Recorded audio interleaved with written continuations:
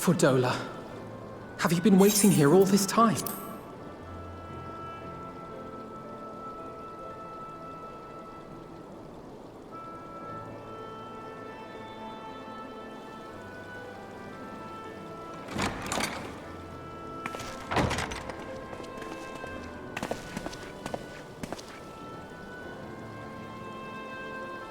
We have done what we can. The rest is up to him. May we see him? I do not think that wise. You must let him sleep.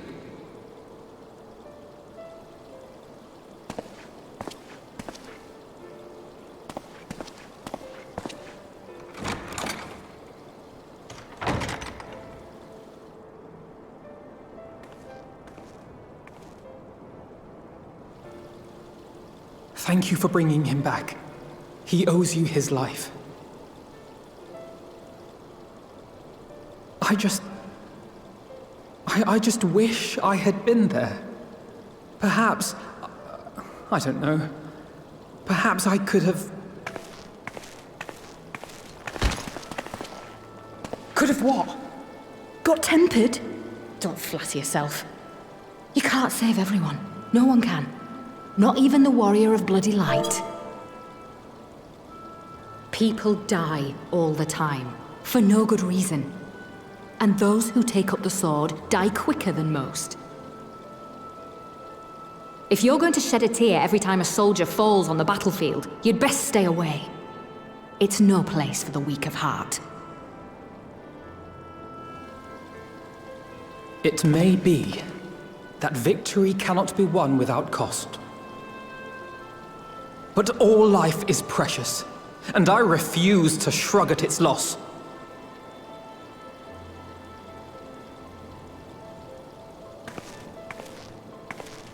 All life is precious! Oh, you need to grow up, little man. Before your sparkling ideals get everyone killed.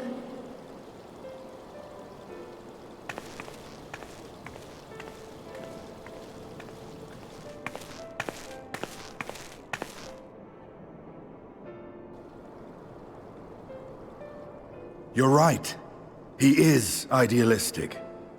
But the world has more than its fair share of realists, like you and me. It's people like him who dare to dream that things could be better and make it happen against all the odds. They are the ones whose names live on forever. The heroes. The battlefield's littered with would-be heroes. At this rate, you'll lot'll be next. And what'll become of your precious dreams then? They'll be gone. Like dust on the wind.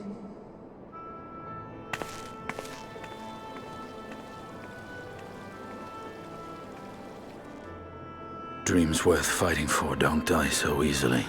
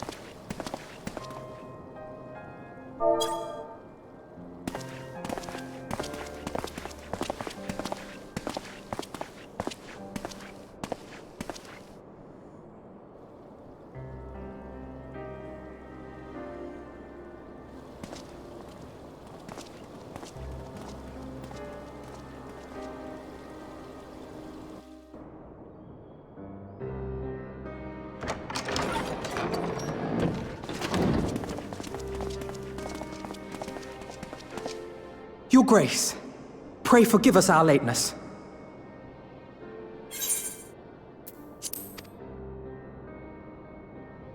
think not of that. I understand a close comrade of yours was wounded in the line of duty.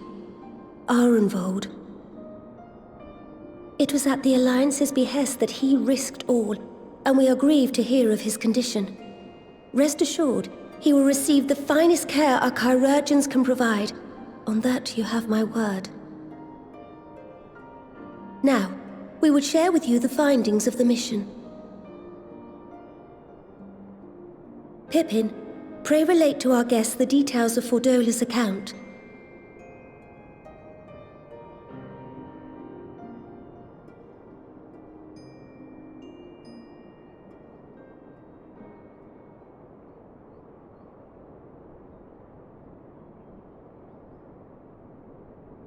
First Bahamut, now Ifrit. Or Lunar Ifrit, as Fan Daniel would doubtless have it. 'Tis now all but certain that the towers were conceived to facilitate the summoning of primals by those imprisoned within.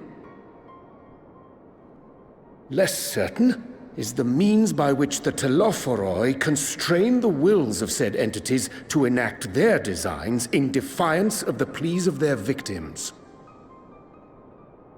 Mayhap they do not. If mere proximity to the towers is enough to make loyal servants of the Empire's mortal enemies, it stands to reason that the same is true for those held captive. They invoke their gods for the good of Garlemald, and in their disturbed state of mind, summon a primal whose form reflects their own alteration. It all begins to make sense. Upon closer inspection, I realized that the towers bear a striking resemblance to a much larger structure which Urianger and I observed from afar during our visit to the Imperial capital. Assuming it too is capable of tempering those in its immediate vicinity, it would go some way to explain the swiftness with which the Telophoroi managed to rally so many Imperials to their cause.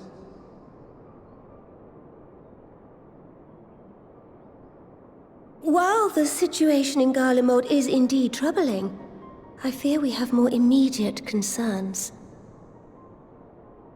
Ifrit was not the only primal summoned. At approximately the same time, observers at several other towers bore witness to the emergence of further such entities.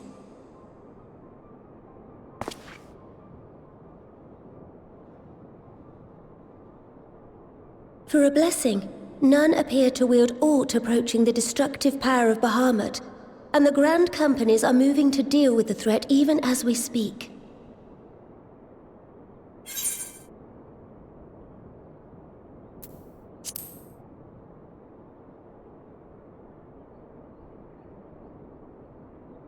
Though we are aware that the task will not be easy, we would call upon the Scions only as a last resort.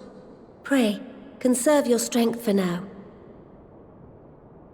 After all, it was not so very long ago that you rid us of Bahamut. On which note, I am pleased to report that our talks with the Amalja have reached an agreeable conclusion. They have pledged their full support to our cause. It is our hope that this historic agreement will encourage other tribes to join us at the negotiating table.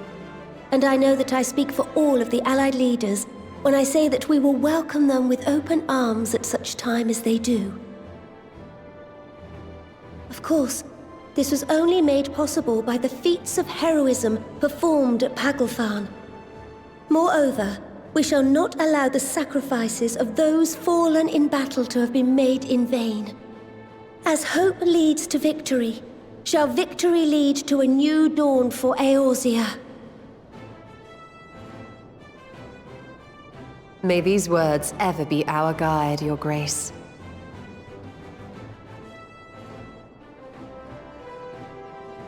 Now, if you will forgive me, I must consult with the Syndicate on the matter of our new allies' integration. Till next we meet, my friends, I bid you safe travels and blessed respite.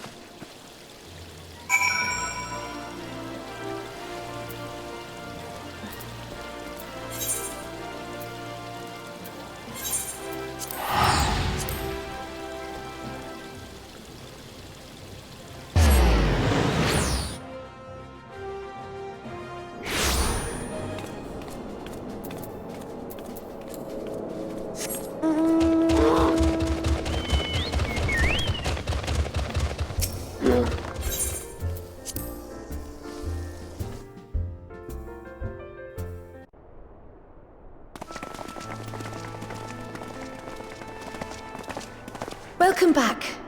I expect you must all be exhausted.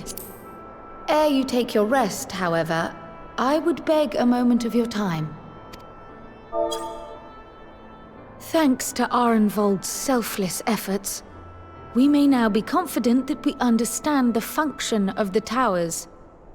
But many questions remain regarding the reason for the summonings and what lurks behind the looming edifice in Garlemald. Until such questions are answered, we will struggle to devise an effective strategy for thwarting the Telophoroi's stated aim. Nothing less than the destruction of this star. And so, given the gravity of the situation, I move that we petition the aid of Sharlayan.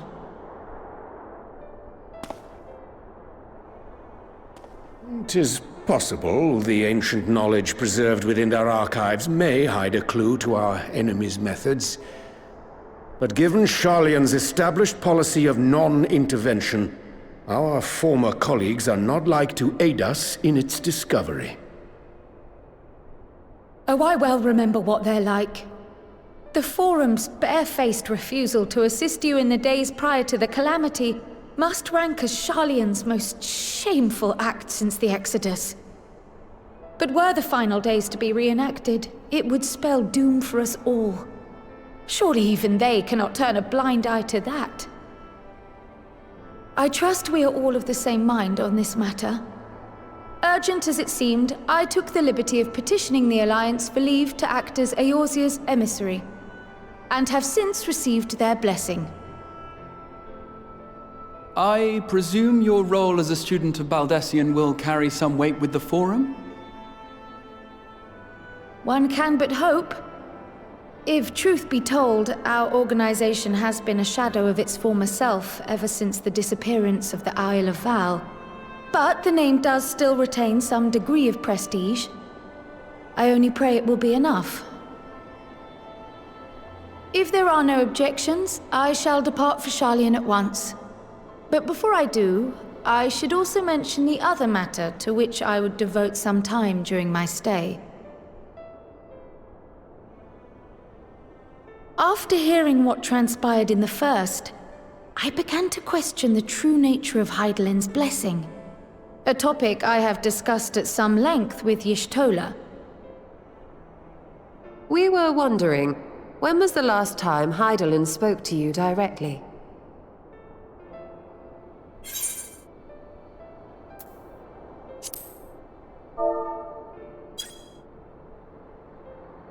When you regained her blessing, was it not? But never since. Not in all your time in the first, when you faced the Unsundered, the very heart of Zodiark. History shows us that Hydaelyn is able to awaken the echo in her chosen, convey her will directly, and grant the blessing of light. To our knowledge, however, she has not sought to intervene in man's affairs for some considerable time. Might not the explanation for that lie with her choice of champion? Mayhap she is content to trust in his judgment. Mayhap she is. But following my initial discussion with Kryl, I made inquiries of my own. And as far as I am able to tell, Hydaelyn has not made her will known to anyone. During my time in the First, the Oracle of Light spoke to me through Reen. But that was not the will of Hydaelyn. It was Minfilia herself. Indeed.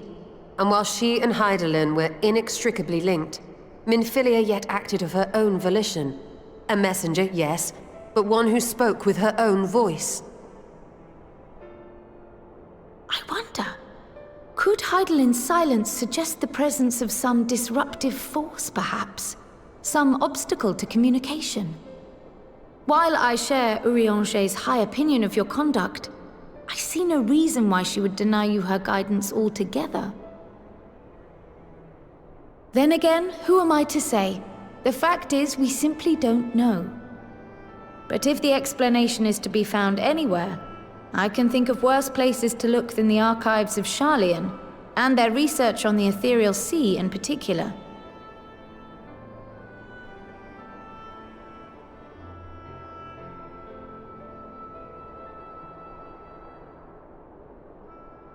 Resolved though I am to go, believe me when I say that I take no pleasure in the thought of leaving you a member short. Now, of all times. Estinian, we stand on the eve of a struggle that will decide the fate of this star. One in which we Scions may play a telling part, yet we are but few in number. And so I must ask you again, will you join us?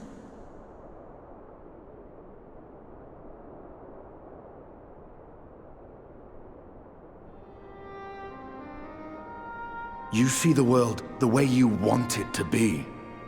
I see the world the way it is. You are idealistic to a fault. But I know you would never turn your back on those in need. Never close your eyes to their suffering. And somehow, your deeds lend truth to your words, giving the lie to my doubts in so doing. I have seen others draw strength from your belief. In Ishgard, in Alamigo, you inspired them to stand up and fight. To win, no less.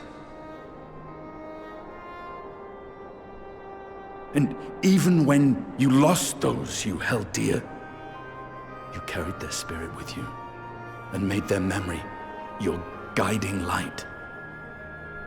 The burden of so many hopes and dreams would be too heavy for most to bear.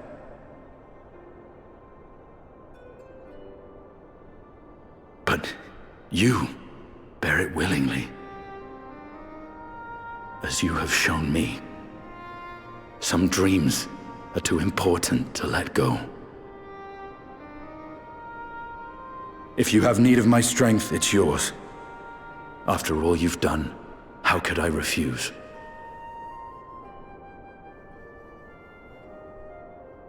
Thank you, Estinian.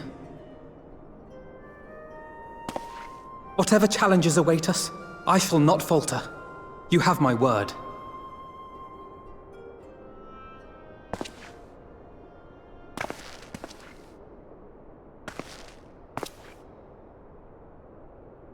And now, I may bid you farewell.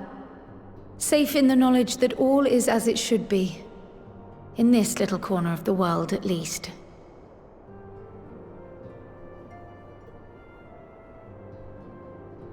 You will be sorely missed. Tread warily in Sharlayan, and do try not to let the Forum embroil you in their politics. A forlorn hope, I know, given the individuals involved. I shall do my very best. Farewell.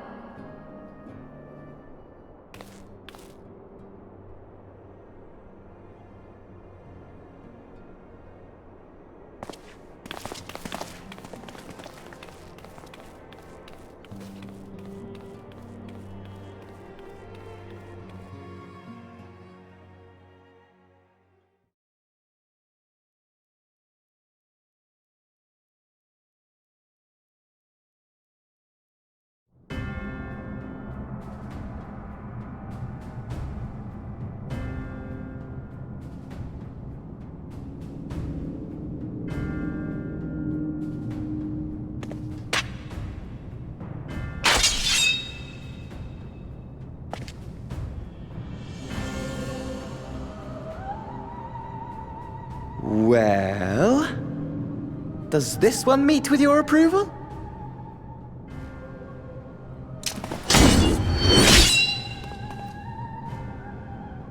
Apparently not. Or could it be that you're still upset about the dragons?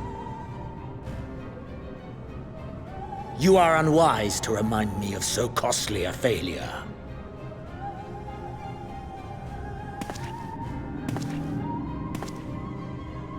It will not affect our plans, I trust.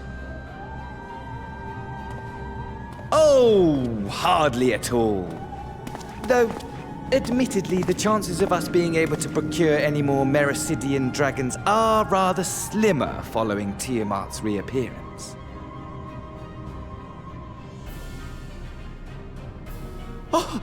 But the seeds have been sown, my lord. We have only to wait for them to quicken. Speaking of preparations, is it safe to assume that you will be ready to control you-know-what? The hour draws nigh. This nation, forged for Ascian ends, will finally prove its worth. A mighty empire, now no more than an instrument of this star's destruction. What a pleasure it will be to put it to use. Which brings me back to our earlier topic. My lord, while I appreciate that it is not an easy decision, it really is past time you chose your weapon. There is one that I have been meaning to test.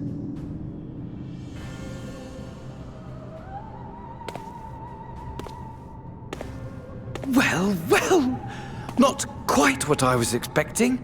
Though I will say, it does seem rather apt.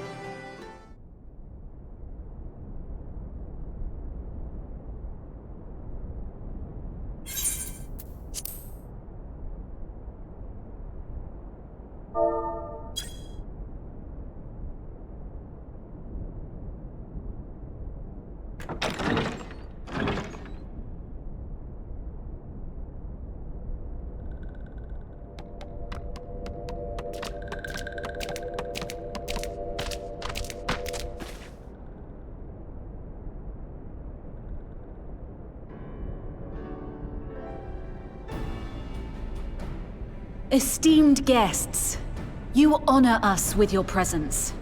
As there is much to discuss, let us begin. Information on our taken brethren you have, yes? Hear it we would!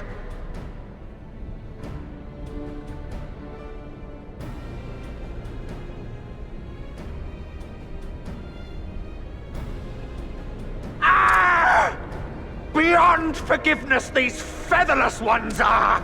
With rivers of blood shall they pay! Freed our people must be! We too would see your kin liberated. But ere we attempt their rescue, we must first find a means to negate the risk of tempering. Without that, we will be unable even to approach the towers, let alone contend with their defenders. If all else fails, I've always found cannonballs quite effective. And what of the prisoners? Would you see them slaughtered? Think for a moment. Ponder, consider, think. If Merlwyb truly intended to bombard the towers, she would have done so by now. Remember, we came here to find a solution together, did we not?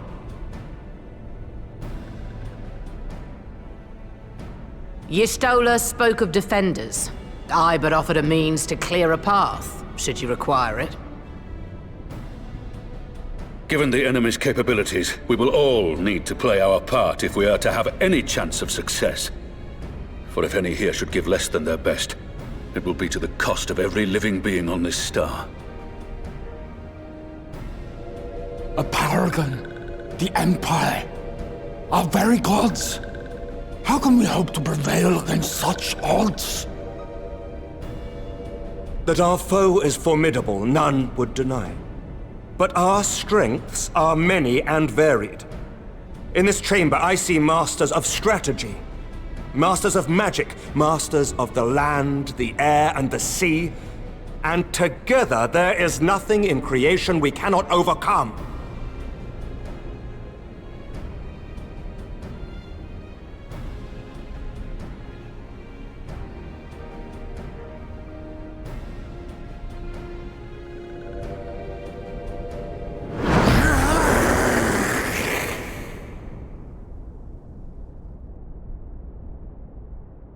I beg your pardon?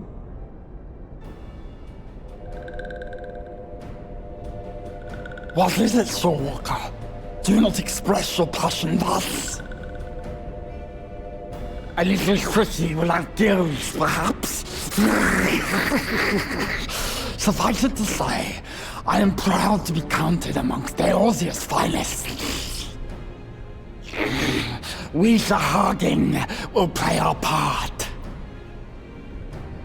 We kobolds have not forgotten the crimes the Overdwellers committed against us in the past.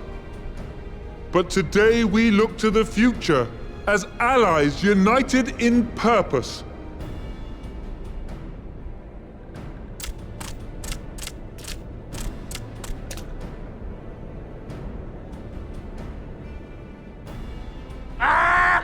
Make mock of the Ixal, the Paragon does! Turns kin into puppets!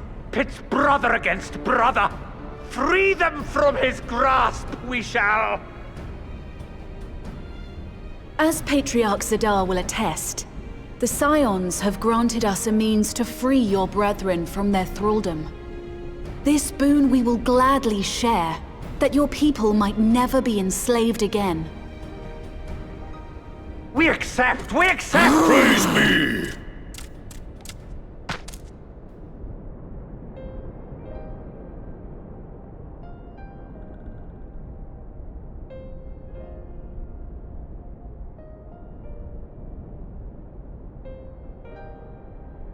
It's taken a while, but I do believe we might be one step closer to a world without primals. Would that Minfilia were here to see it. We still have a long way to go, and we're going to need a lot more Porksies. But we're moving in the right direction.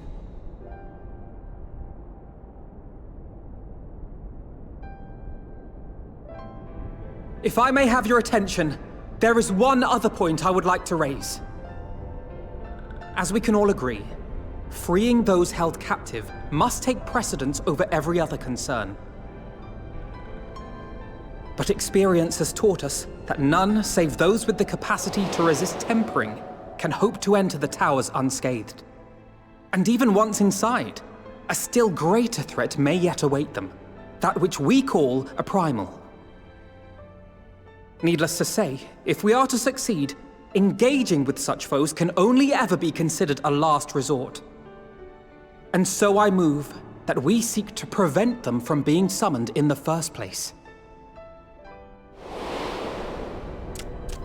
Yes! Both prayer and ether are needed for the ritual. Should either one be denied, the summoning would fail. Indeed. And so we must endeavor to discover the source of the ether on which the process depends. Do so, and it may present a way to halt the summonings, or perhaps even neutralize the towers entirely. A promising proposal. While you are conducting your investigations, however, we will need to remain vigilant, lest the Telophoroi commit further abductions and summon primals ere we have the means to prevent them. To stand a better chance of keeping our enemy at bay, we would do well to coordinate our defensive efforts, sending reinforcements to assist our neighbors when needed. We Amalja would have been overwhelmed were it not for our newfound allies. But say the word, and we shall come.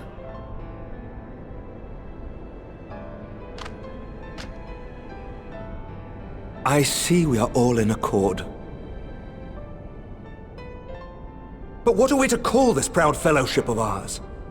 I submit that the honor of naming it should go to the scion whose brave efforts have done so much to unite Eorzea. What say you, my friend?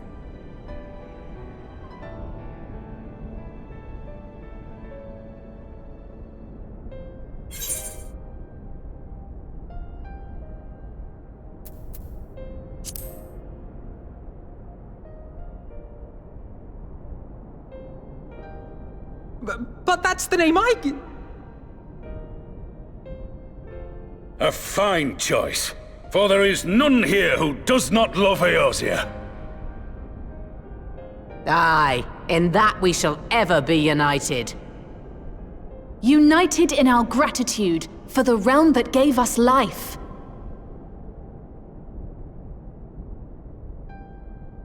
Then let it be recorded that on this day, the Grand Company of Eorzea was born.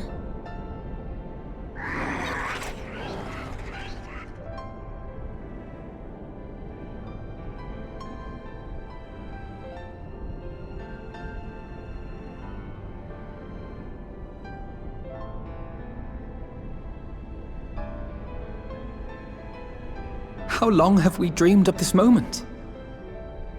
And now that it's here, Oh, forgive me. Might we speak outside?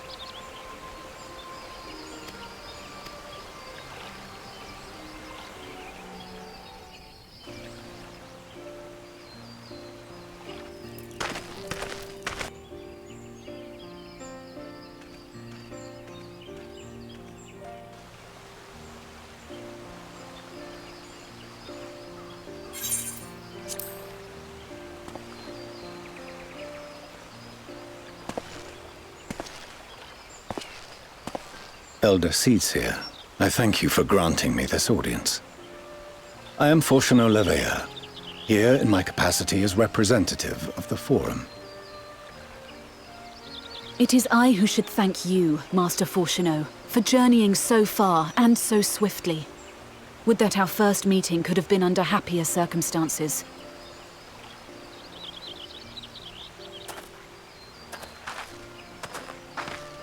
It has been too long, Father. You look well. As do you both. Ameliance will be glad to hear that you are taking care of yourselves. How is Mother? She misses you terribly, of course, but is otherwise a picture of health.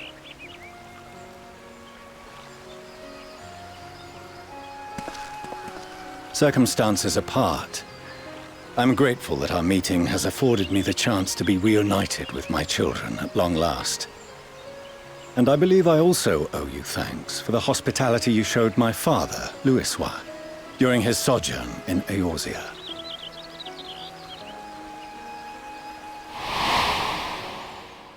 All thanks we owe to him.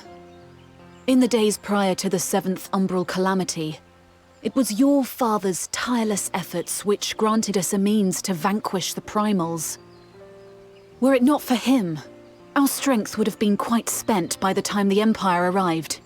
That Gridania still stands is in large part his achievement. He was a great man.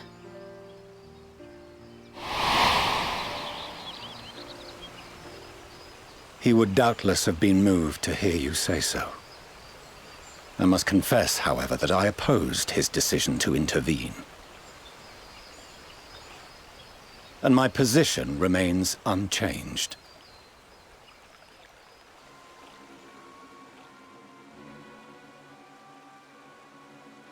To chart the course of history, not to change it. I am familiar with the Sharlayan stance. It is more than that. It is our way of life. Who we are. But I came here not to deliver a lecture, but the Forum's answer to your request. Sharlayan will under no circumstances intervene in the conflict between Eorzea and the Garlean Empire.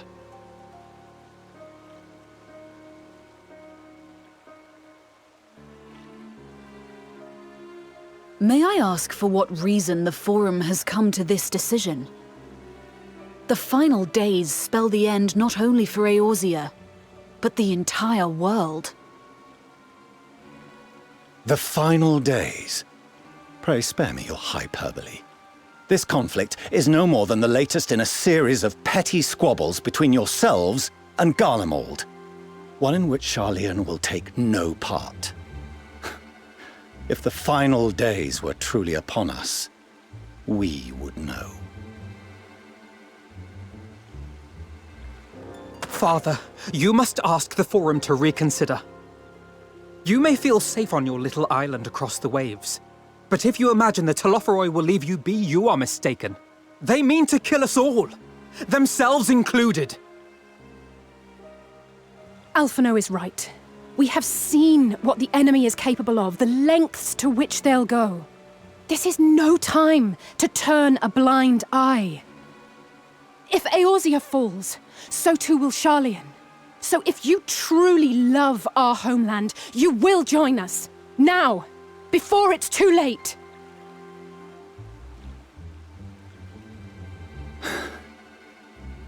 I thought you knew better than to raise your voice to your elders.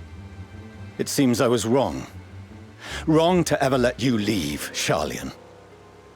I consoled myself that your time abroad would instill in you some hint of restraint, of discipline. But I see now that Eorzea has made fools of you both. Have you forgotten why it was that I so vehemently opposed your grandfather's departure? For all his wisdom, his only solution was to go to war. Death, devastation, ruin. Even those who claim victory are scarred for life. What prize could ever justify such sacrifice? It is the duty of the learned to avert such tragedy. By fanning the flames of war, you forsake all you once held dear.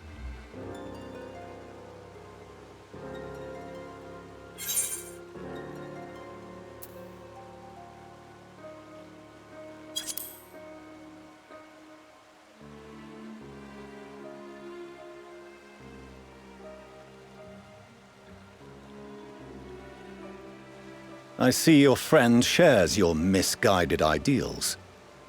But unlike him, you should know better. By espousing such barbaric notions, you subvert the teachings of Sharlayan and place all we have worked for in jeopardy. Alphino, Alizé, as of this moment, you shall no longer bear the name of Leveilleur. What? Father! How you choose to live your lives is no longer my concern.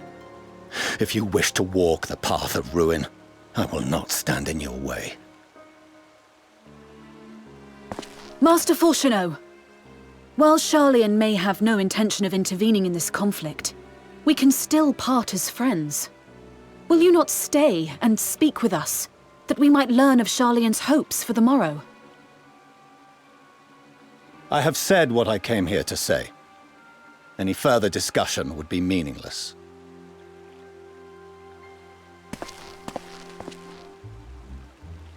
Father! Wait! Don't bother, Alizé! How can you stand there and watch him walk away? How can you let this happen?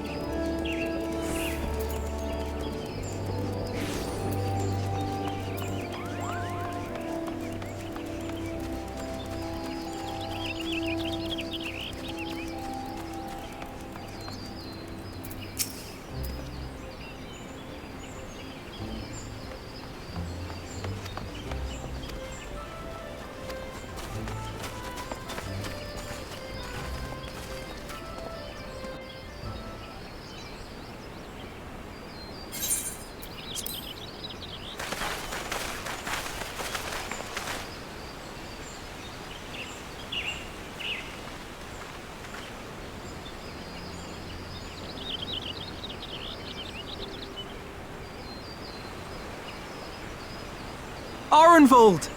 I can't tell you how good it is to see you.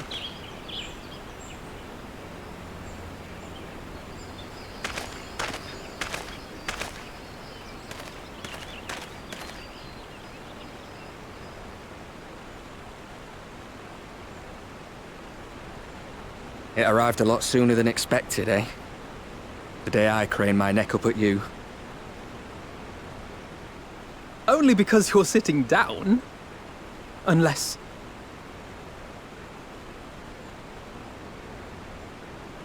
Afraid so. The chirurgeons say I may never walk again.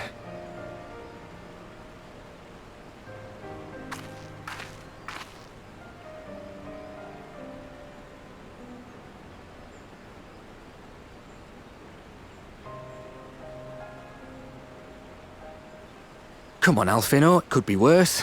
Besides, I didn't come here to dampen the mood. Quite the opposite. All I've ever wanted was to fight for a cause I believe in. But my fighting days are over. So I want you to fight in my stead. Be the hero I can't.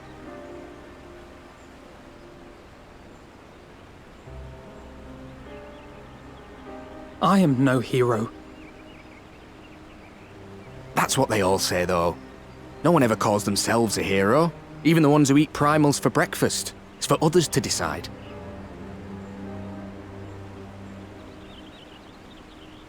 Look, Alfino.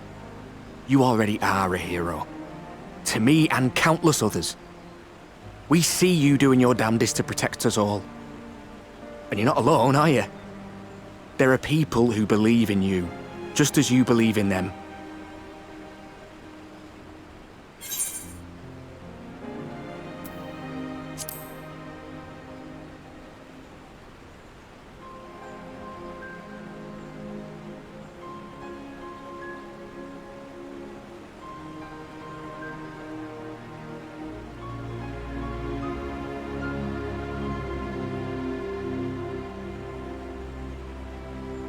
I know what's at stake, and how many people are depending on you.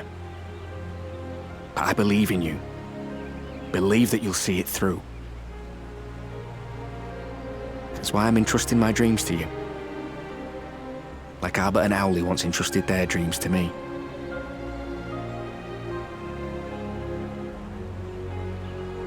There was a time when I would have borne the weight of such expectations without a second thought.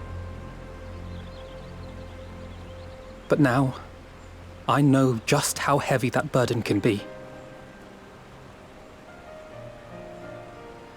To tell the truth, I'm beginning to wonder if I chose the right path. Sacrifices will inevitably be made for the sake of the ideals I uphold. Maybe I am not the person I thought I was. The person you think I am. I wouldn't presume to tell you. But I will say this. In spite of everything, you've come this far. The road ahead might not always be clear, but you've never been one to give up or take the easy way out. And everything you do for others. For a brighter future.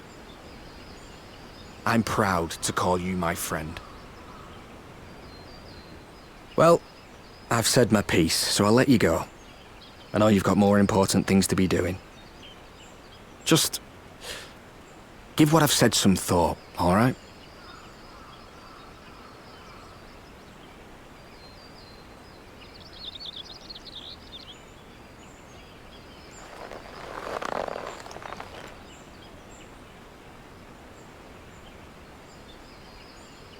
I shall, my friend.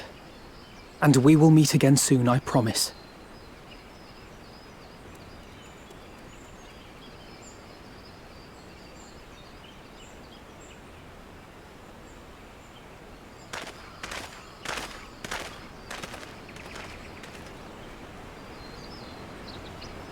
Nothing left for me to do but wave and smile.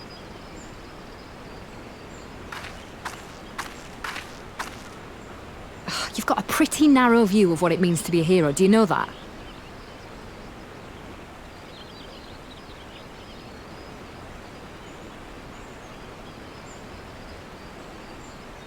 You think they're all forged in the fires of battle? That it's all about being brave and killing villains? Alphinaud and the others will carry on their fight. But theirs isn't the only one. There are other ways you can make a difference. If you stop feeling sorry for yourself and put your bloody mind to it.